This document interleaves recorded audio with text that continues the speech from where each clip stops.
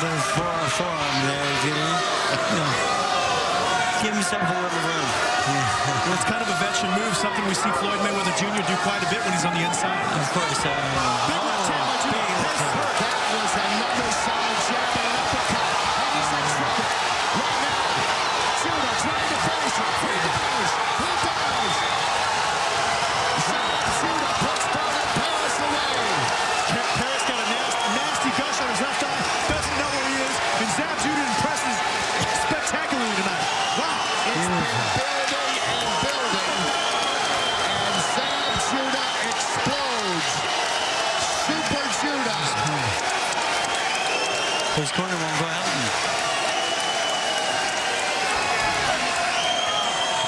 Be careful what you ask for, Vernon Paris. Yes. Vernon Paris. He's only 24. He's undefeated. Sure, he's confident. He has some things to say.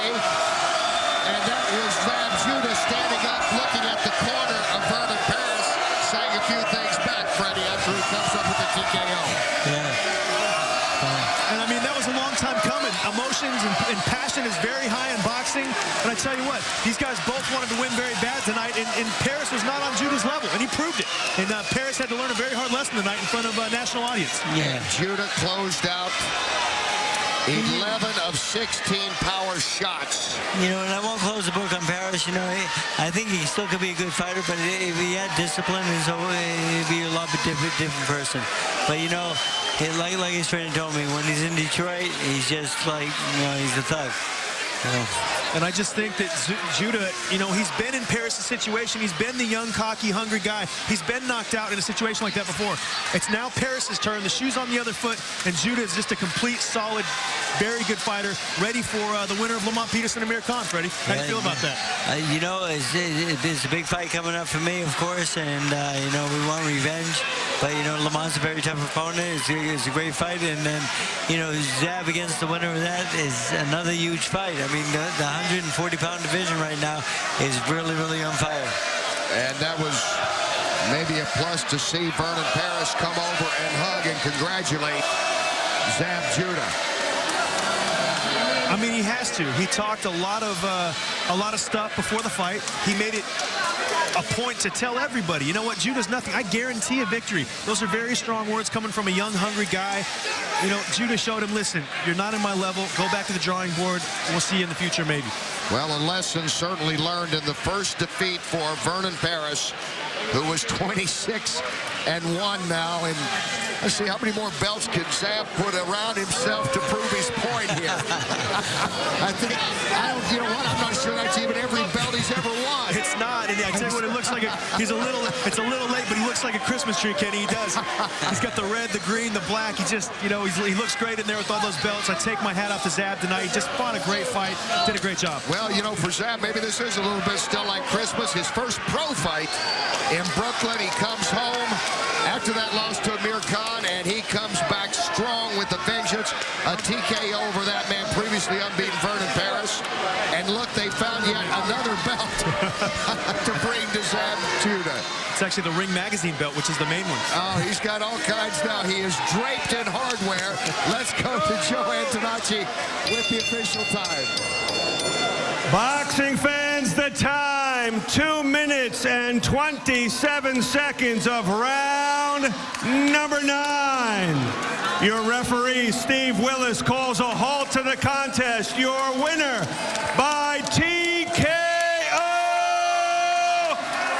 Zab Super Judah.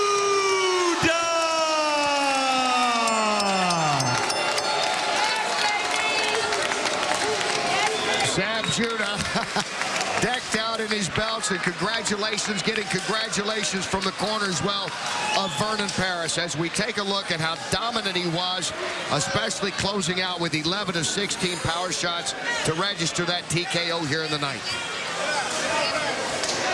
And Freddie, as you mentioned, he never was able to solve that southpaw problem with Paris. He wasn't. That big left hand initiated what happened there, and he hurt him really bad, had him against the ropes, and just stayed on him. And that was a great finish for Zab.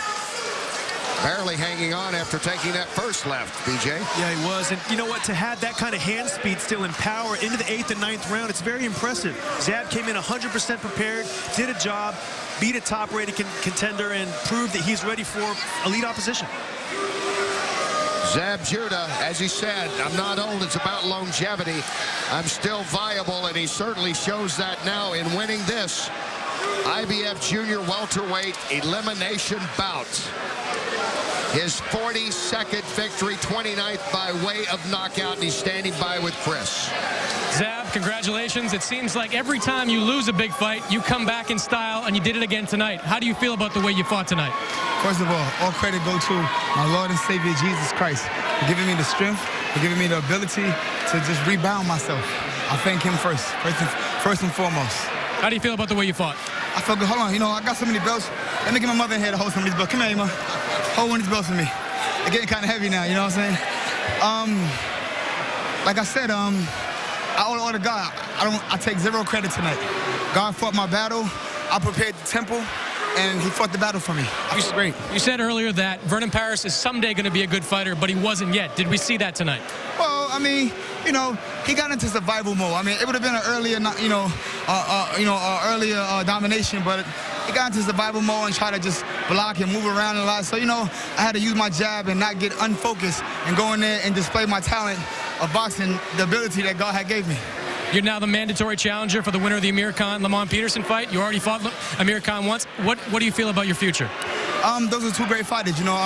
Like I said, May 19th, I'll be a fan at the Mandalay Bay, I think, and I'll be sitting there watching ringside. And you know, if God should bless me with the winner, that's the next destiny step that I should take. Thanks, Zab. Thank you very much, guys. Zab Judah, yeah, he'll be there taking a look at you, Freddie, again. He watched you a couple times tonight during